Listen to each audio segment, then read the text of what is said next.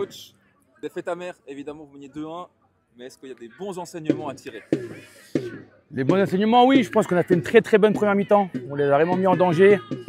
Après, suite à des blessures de chez nous, on a dû modifier le dispositif. On a eu un petit temps d'adaptation. Après, voilà, quand on subit beaucoup de coups de pied arrêtés, à force, on en prend un ou deux. Là, on en a pris deux. Donc, sur les 3 buts, on prend 2 coups de pied arrêtés. C'est très frustrant. Surtout quand on maîtrise la première mi-temps. Le premier but qu'on prend, je pense qu'il est très évitable.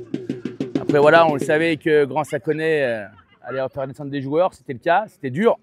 Mais en menant 2-1, même en prenant le 2-2, on doit être capable de ne pas savoir le perdre.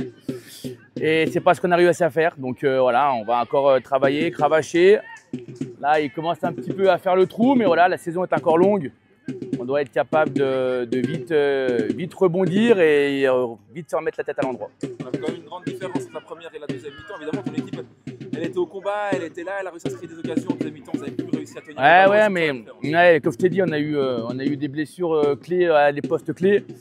On a dû vite s'adapter. Après, voilà, on a eu un temps d'adaptation. Je pense que la deuxième mi-temps, je la prends pour moi. Voilà, on n'a pas su régler rapidement le fait qu'on a eu des blessures. Mais voilà, après, ça reste quand même une défaite très amère. Le point du nul aurait été mérité. Mais voilà, on n'a pas mis assez d'engagement sur la deuxième. Et puis voilà, je pense qu'on a trop subi sur la deuxième. C'était un peu le mot d'ordre qu'on avait à la mi-temps. On savait qu'ils allaient pousser pour revenir au score et voire même gagner. Bravo à eux, ils ont réussi. Nous, maintenant, on doit être capable comme je l'ai dit, de vite se remettre la tête à l'endroit et enchaîner jusqu'à la trêve les bons résultats pour rester dans le peloton de tête. Ah, justement, ces 2 défaites d'affilée contre 2 adversaires directs, là, il n'y a plus droit à l'erreur. Plus droit à l'erreur, voilà, on a grillé nos 2 jokers qu'on avait. Maintenant, voilà, on sait que la saison est longue, on a eu des blessés, on aura encore des blessés.